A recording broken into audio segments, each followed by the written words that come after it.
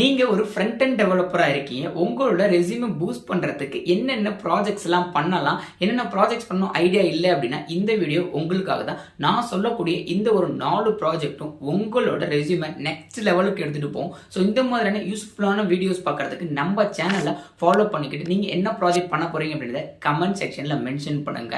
மறக்காம இந்த video save பண்ணுங்க. First project e-commerce application, web application e-commerce நீங்க ஃபுல்லா பண்ணிடுங்க.